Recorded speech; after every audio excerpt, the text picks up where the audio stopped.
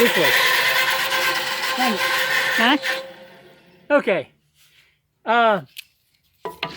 One of my 11 subscribers, or our 11 subscribers, says we do too much things that looks like a school lecture. They wanted to see actual things being made rather than the final result or the theory and drawings on the computer. So we're just going through on the our 8-meter fan blade. These are airfoils. It's an Epler cross section back to about 50%. Airfoil is symmetrical top and bottom unless you add a camber line to it, which raises the bottom curve and the top curve, same amount. I picked one with an almost straight camber line. When you decompose it, you can see the camber line. And that lets me change this back without a drag penalty. So instead of it going and sweeping down, we just sweep it up. And these are just actual circle radiuses here. There's nothing fancy about the shape of the curve.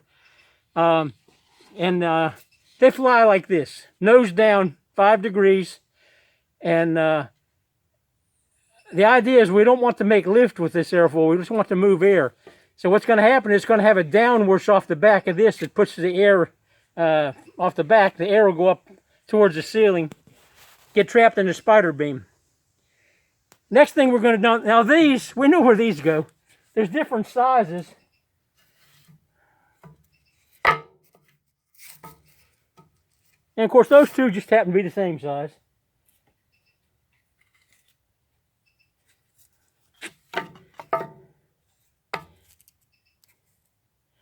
They're bigger at the root end than the trailing edge. But if you put once these are sanded on the oscillating sander back there, this will be really slick, and the wire slides right around them. And you number them, divide this into like 10 equal parts, and you divide the one you're going to put on the other end into the same number of parts, and you number them 1, 2, 3.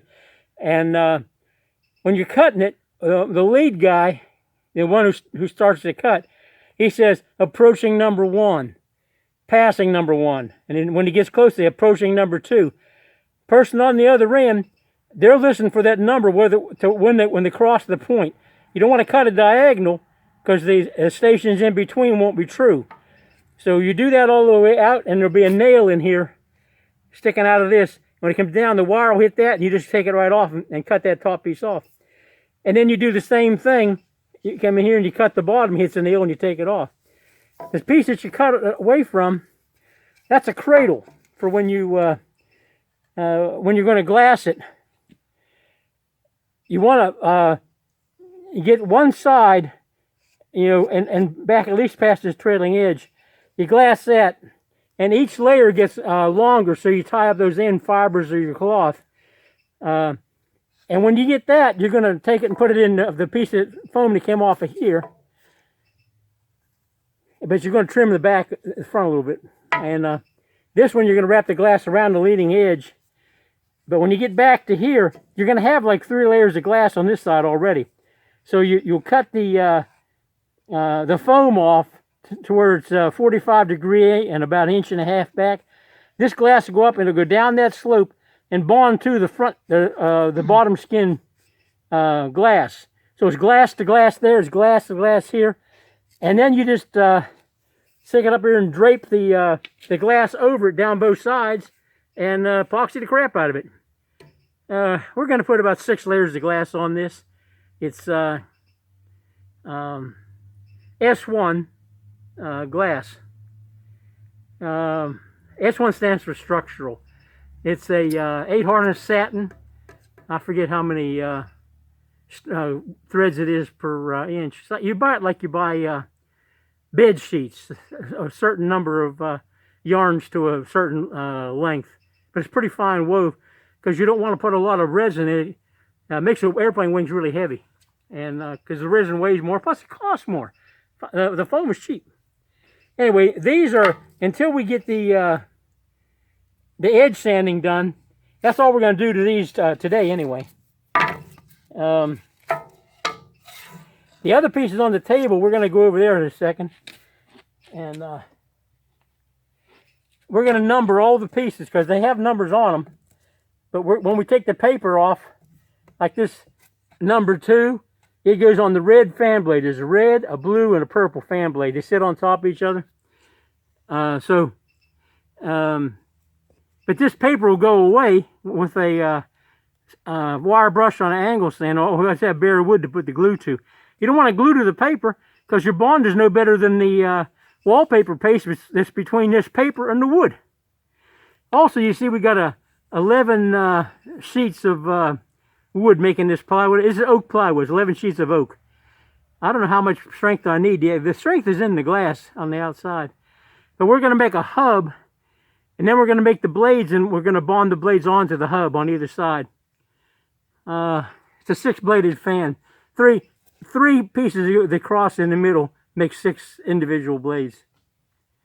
So we're going to shut the camera off. We're going to go back there and transfer these numbers to this edge, that edge, and the back.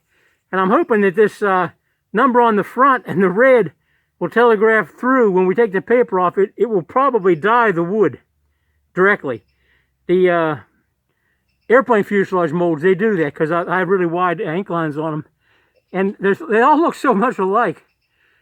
Especially if, it's all 3D fuselages.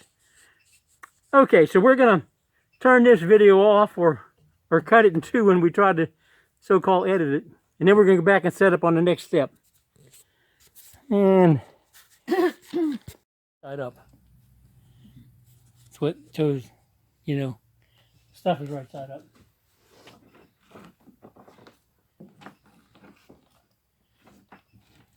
Okay, we're going to take the paper off the wood.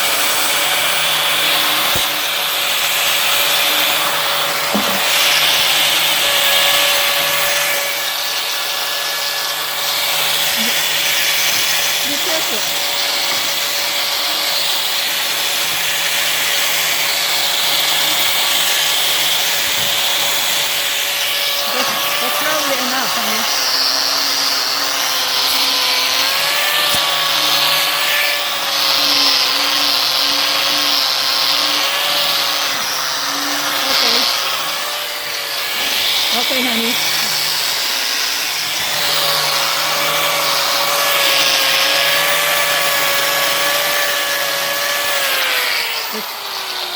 That's enough, I think. Yeah, we've done a really poor job of putting water on this. I'm making it 10 times as hard as it's supposed to be. Oh, okay, turn this off. You don't need this anymore. I think you have demonstrated already enough. Well, I want to demonstrate it actually working.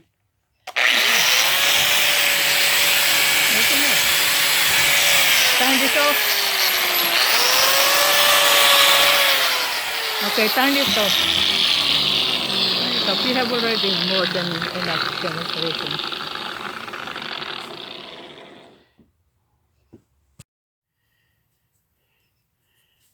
Okay, we've actually put water on it this time. I'd like to show you what it looks like when it works right, rather than that mess I did a minute ago. I'll probably edit it out, you won't even see it. You got that?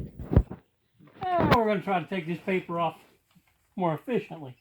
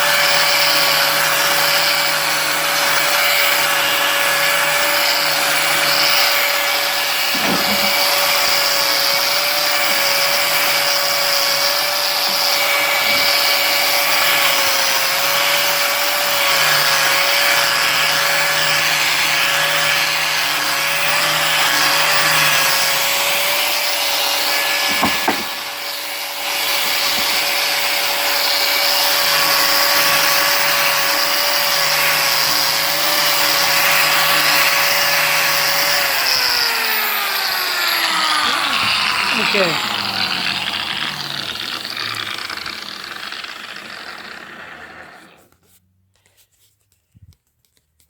And that is how that process is supposed to work. I'm going to leave the screw up in this video. That's what happens when you don't have it wet, where if you tape two pieces of paper together and the tape was blocking the water from getting to the bottom layer. Makes the grinder or the wire brush jump around, can hurt you. All our own fault. We just didn't put water in it. We've done this a lot of times. We ought to have known better. Well, we didn't. Okay. Next step on these, the bandsaw.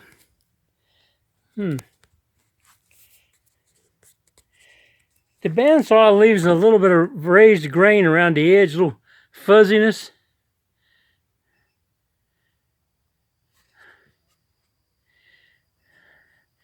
Not a good way to show it. I guess you can see it like right here. Looks like I got hair. So we're going to take a 36 grit, probably open face disc, and we're going to wipe over this thing on the, it's the back side. It's not the side the paper was on. It's the side we didn't take the paper off. And we don't want that to hold the parts separated, because then we'll either have too thick of glue joints, or we'll be adding, width to the parts we're trying to glue up. Neither one of them is a good thing. And this pile of stuff here, we're going to let it dry before we do any more sanding on it. And this, like paper mache on the edges, that's not stuck. That just, it comes right off.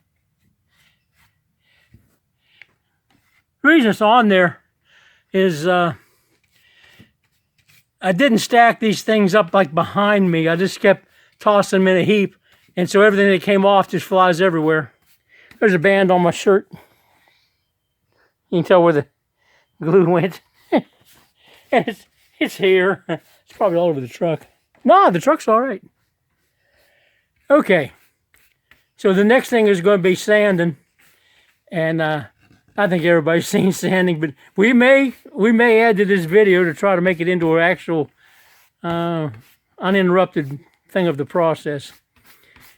But this is how those airplane fuselage molds are made. We'll have 40, 80, 160 pieces on that one we looked at a little while ago, and that gives you that compound curve. And then it's offset, the thickness of the 3/4 inch thick 1 by whatever pine lumber. And my wife saw that on the table, so I had it in the middle of the floor. Just took an inch off at a time against the fence, and if it was thicker than an inch, she run it through again. And she glues the wallpaper pasted patterns on most of the wood. I did these. Came out all right. I'm not as experienced, but it came out all right.